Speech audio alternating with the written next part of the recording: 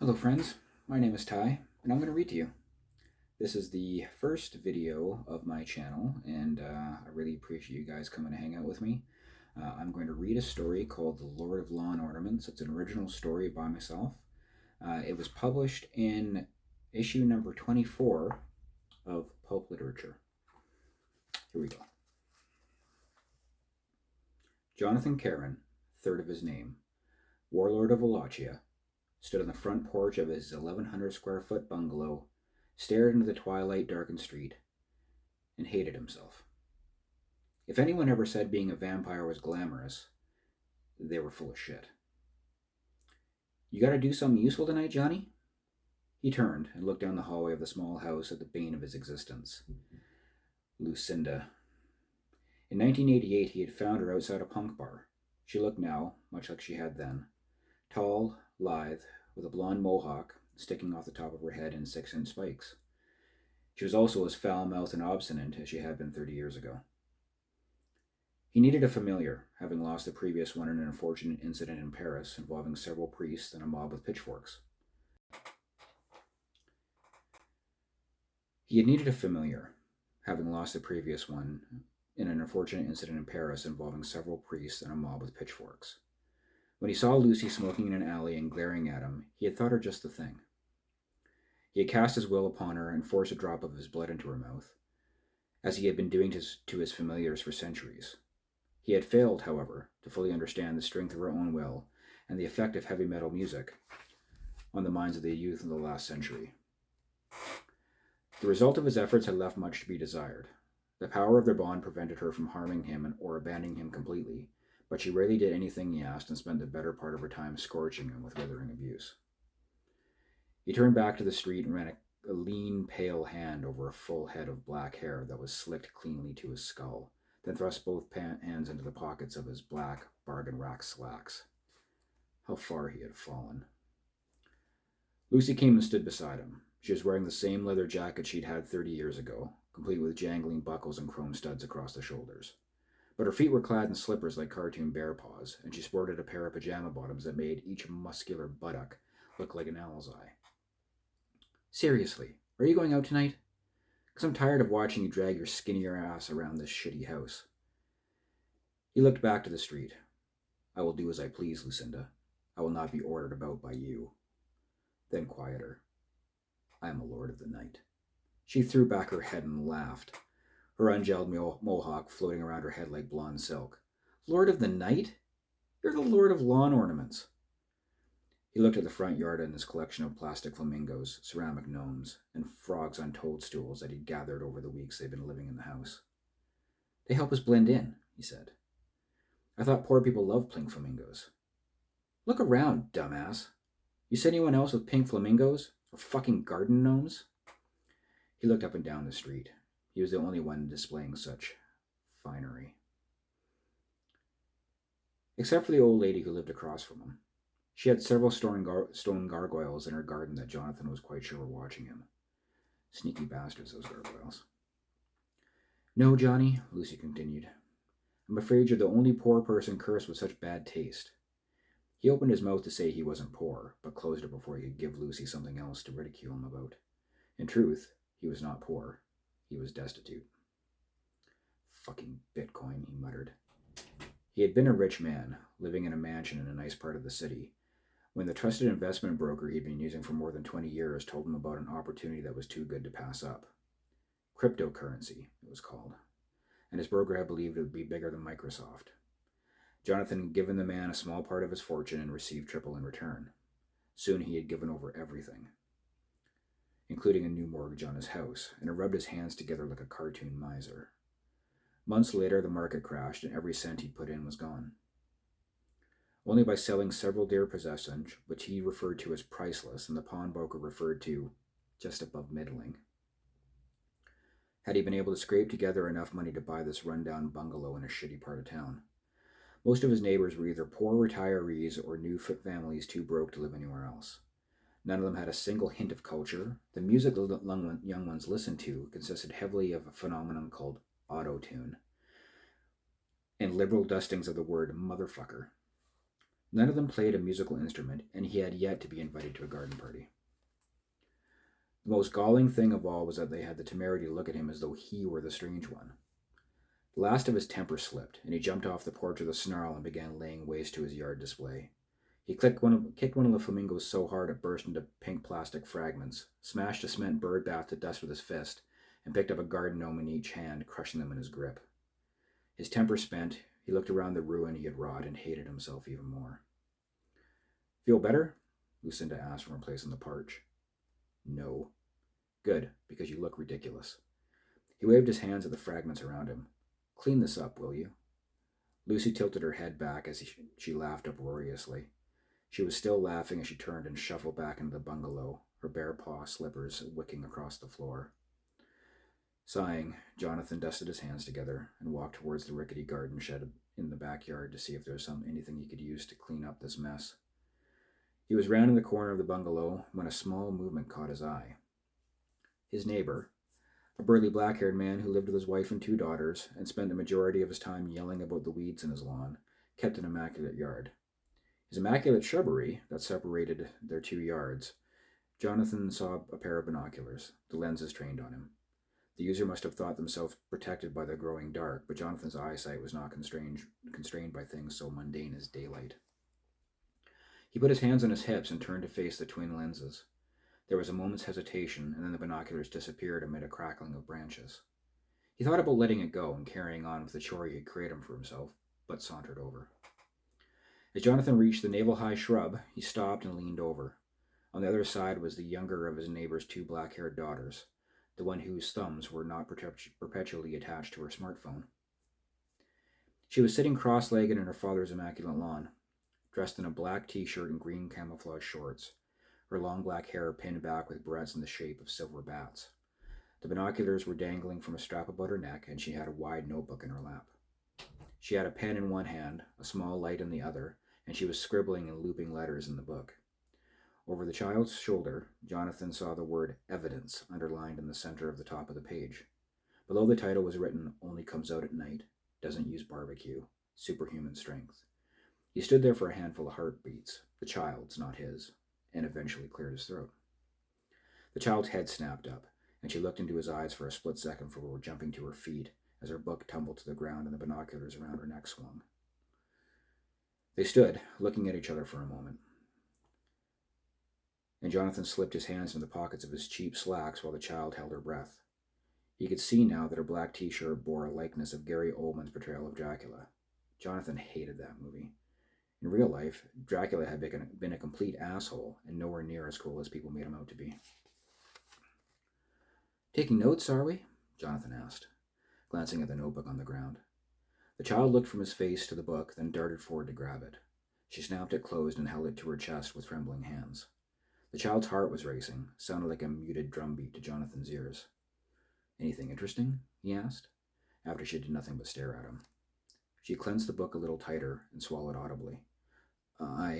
She began, then stopped to lick her lips. I know what you are, she blurted so fast it almost sounded like a single word. Broke, Jonathan thought to himself. And what is that? He asked. You're a vampire, the girl stammered, and took a step backwards. He didn't know if he should be amused or worried. Oh? And what brings you to that conclusion? The girl worked her tongue in her dry mouth while her eyes stayed locked on his. He had to give her credit. Very few people could meet his gaze for long. She said after several seconds. You don't ever come out during the day. Uh-huh, Jonathan said, trying to hide his smirk. And you don't ever eat. How do you know I don't eat? He asked, doing his best to feign polite interest and adult authority. Because you never use your barbecue. My dad only says only weirdos and queers don't use their barbecues. Which one am I then? He asked. Which one what? Am I a weirdo or a queer? The girl lifted her hand to scratch the base of her skull and shrugged. I don't know what a queer is, so I guess you're a weirdo. Right, Jonathan said, his smirk struggling to break into a full-blown smile. Anything else? The girl nodded. Yes. She flipped through her notebook, and the tremble in her hands gone. You don't ever drive a car. You have your servant do it. He was too embarrassed to say that he never learned to drive a car, and shuddered to think of having to go to the DMV in daylight. And, the child continued, You never sleep in your bedroom. You always dress in black, and you're strong enough to break a stone statue with your bare hands. He looked over his shoulder at the mess on his lawn. He would never have considered a lawn gnome to be a stone statue, but the kid had a point. His amusement was turning to worry. How long have you been watching me? I'm sorry, what is your name? Sarah. How long have you been watching me, Sarah? The child snapped her book shut. There was a cartoonish Bela Lugosi on the front cover and shrugged. Since you moved in, I guess. Well, I hate to burst your bubble, my morbid little friend, but I am not a vampire. The child's face took on a stubborn set, and she pressed her mouth into a thin line. Truly, Jonathan said, trying to sound casual. I don't come out during the day because I work nights. I don't use a barbecue because I just moved in and haven't bought one yet. And I wear black because it's slimming. He looked over his shoulder at the shattered lawn gnome. And that lawn ornament was plaster, not stone, so it was easy to break. Are you sure? She asked. Quite sure, Jonathan said, giving her his best reassuring smile. And I thought I finally found one, she said, kicking at the immaculate lawn. He shrugged. Sorry to disappoint. Best of luck in your search. Turning slowly, her shoulders slumped so far she looked in danger of toppling over, the girl slouched toward the front door of her house.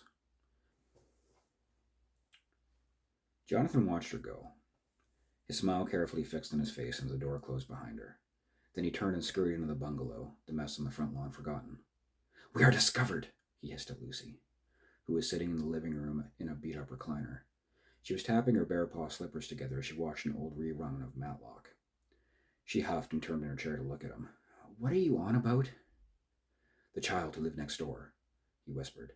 She knows what I am. Why are you whispering?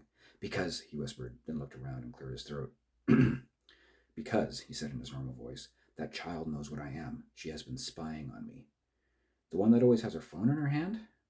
No, Jonathan said. The other one. The younger one. Who wears all black and has the morbid fascinations. They call them goth now. What? Jonathan asked, turning to look at her. Lucy shook her head and went back to watching the television. Never mind. And don't worry about a 10-year-old, Johnny. Being broke has made you paranoid. I'm not, he was going to say broke. Paranoid. He glanced at the back of her head. You've never had to flee a castle because the local peasants were pounding at your gate with pitchforks and torches. No, but I've fled a mansion because the idiot I was forced to live with lost it in the stock market. He turned and continued to look out the window. Why don't you make yourself useful and go clean up the front yard? Why don't you bite me? She replied, and turned up the volume on the television. Don't tempt me, he said as he stalked towards the kitchen. He would have to survive on whatever blood was in the fridge. He was too worried to go out tonight. Jonathan had slept poorly. He kept having daymares about police raiding his house and dragging him out into the daylight.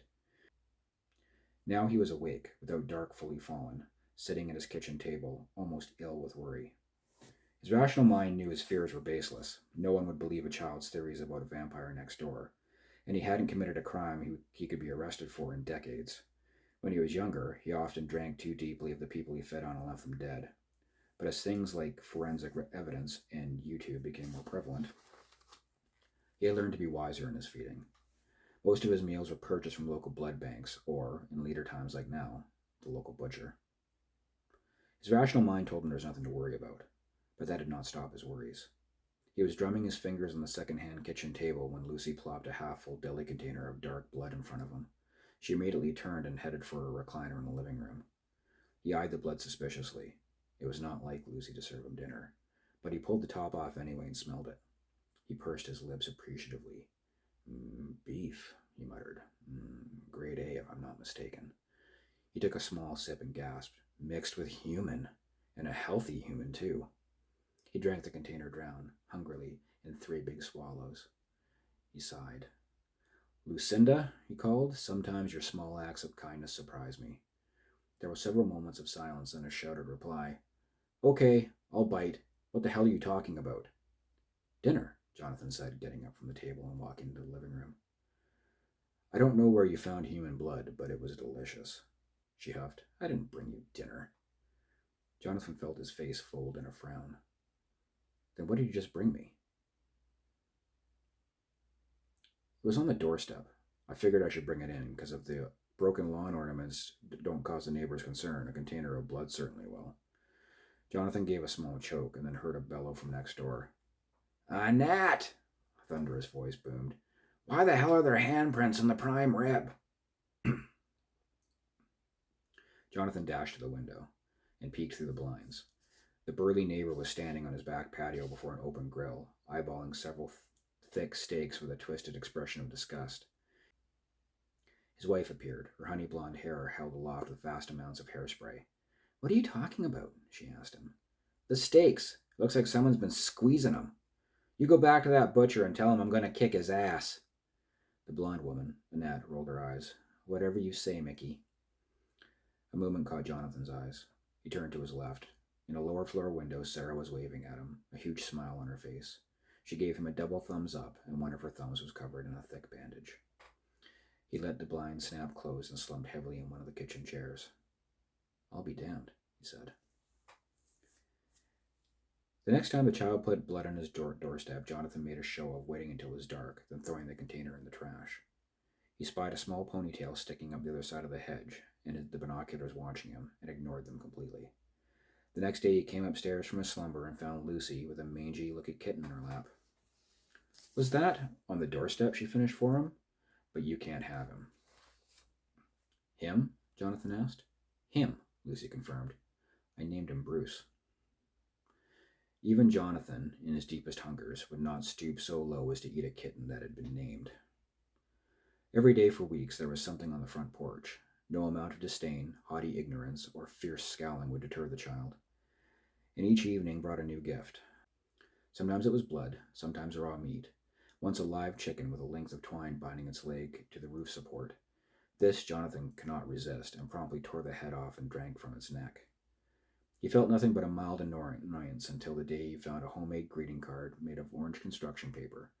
Checking his front porch had become a habit, and Johnny stepped out into the crisp October air to find the card on a jaunty welcome mat he purchased.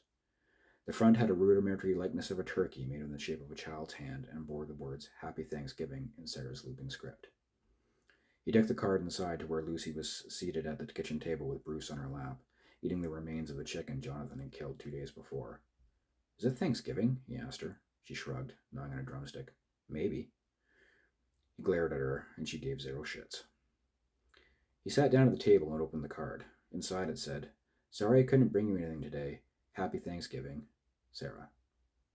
He felt, for a moment, as though the ice around his still heart had cracked. Lucy looked up from the bone she was gnawing on, then leaned over and read the card. You know, Johnny, you really are a shit. He looked at her. What? Why? Lucy examined the bone, stripped completely, and dropped it on her plate. That kid has been bringing you shit for what? 3 weeks? Probably hoping you'll talk to her, and you haven't even given her the time of day. She leaned her elbows on the table and looked at him squarely. The kitten, also, stared at him. She hasn't ratted us out or tried to get anyone to look at us, so she must be all right. Stop being an asshole and at least acknowledge her existence. He drummed his fingers on the tabletop for a few moments, then looked back at Lucy. I used to eat children, he muttered. You used to do a lot of things, Lucy said, like be rich. But you haven't done that in a while, so you don't have to do other things either. It was true that he had not fed upon a child since the Civil War, and he had long feared he'd come down with a case of morality. Fine, he said, and stood from the table. He walked out the front door, stepped off his porch, and headed towards the neighbor's house. When he was a dozen feet from the shrubbery, he stopped. Something was wrong. He smelled fear and adrenaline and blood. He darted forward, jumping over the shrub as easily as taking a long step, and stopped again. The front door of the neighbor's house stood ajar. Jonathan approached, and the smell of blood grew stronger. He pushed the door open and found the room destroyed. The furniture was smashed to splinters, and most of the walls had holes in them. In the middle of the wreckage sat his neighbor, Mickey, his carefully styled pompadour falling in a dozen directions, and his newly broken nose dripping a steady cadence onto the stained carpet between his splayed legs. Where is Sarah? Jonathan asked him. The man glanced up and wiped the back of his hand across his face, but said nothing. Whatever the child's gifts had cracked, and Jonathan cracked a little more, and he snatched the bloody man off the ground with a snarl. He slammed him into the wall and held him so their noses were almost touching. The smell of Mickey's blood filled his head like a strong perfume, and Jonathan felt his teeth grow a little. He pulled back his lips so Mickey could see. Where is the child? Jonathan asked again, his voice just the side of an animal's growl. There was a scuffling near the door, and he looked up to see Lucinda, a baseball bat with nails through it on her shoulder. Gone, Mickey said. He looked nervously from Jonathan to Lucy. Gone where? Jonathan snarled. They took 'em, both my wife and kids. Jonathan gave the man a shake, making his ruined hairstyle fly around his head. Who took them? The guy's been looking for me, Mickey said, his voice hitching with half-controlled sobs. We were in witness protection, but they found us. Lucy sauntered over. She had traded her slippers for a pair of black Doc Martens, and they crunched across the rubble. If they were looking for you, why did they take your kids? Mickey's eyes rolled, looking everywhere but at them. Jonathan lifted him a little higher and roared in his face. The man's bladder let loose and began to cry in earnest. They told me if I didn't fork over the dough I took, they was going to take my kids. Jonathan released Mickey and let him slump to the floor. So you chose your money over your family? I ain't got it, Mickey whined. I spent it all before we went into the program. You want me to kill him? Lucy asked and took the bat off her shoulder to let the spiked head rest against the side of Mickey's face. She had never volunteered to do anything in Jonathan's behalf before, but he didn't have time to be surprised. No, he said, we have a job to do, and I'm going to need some of his blood. Why are we doing this again? Lucy asked, as they roared down the back roads of the city in Mickey's 3-year-old Cadillac. We need to get the woman and children back before the police come looking for them, Jonathan said. I don't want to answer any questions about myself or where I came from. Uh-huh, Lucy said, her smirk lit up by the green glow from the dash. Jonathan ignored her. You know, she said, it's okay if you have a heart. I won't tell anyone. I have a heart. It just doesn't beat anymore. He hated to admit it, mostly to himself, but the idea of the child in the hands of the men her cowardly father associated with made his cold heart want to turn over. He pointed Lucinda's way to the industrial area of town and eventually to a squat warehouse at the back of a rail yard. Are you sure this is the place? She asked, as she turned off the headlights and killed the engine. I tasted the child's blood, he said, with no small amount of shame. I could follow her anywhere. There was a front door to the warehouse, beneath a dim light and a sign that said office. Jonathan was not interested in front doors. He got out of the car and crept around the side of the building, making no more noise than a mouse. Lucy slammed her own door and clopped across the pavement of the parking lot like a draft horse. Jonathan glared at her in her heavy boots, but she just shrugged and swung the spiked bat up onto her shoulder. At the rear of the warehouse was a fire escape, leading up to a catwalk and a door near the building's peaked roof. He flitted up the fire escape, then gritted his teeth as Lucinda made her creaking, groaning, huffing way. Next time I need to rescue someone, I'm leaving you at home, he hissed when she reached the top. Next time you can hire a taxi to be your fucking conscience and drive around your prehistoric ass around, she said, and pushed past him and yanked the handle of the door. It opened easily, and they stepped inside. They found themselves in a narrow walkway that ran the perimeter of the building. Below them, in an open space surrounded by pallets stacked with unassembled cardboard boxes, was a scene out of a low-budget movie.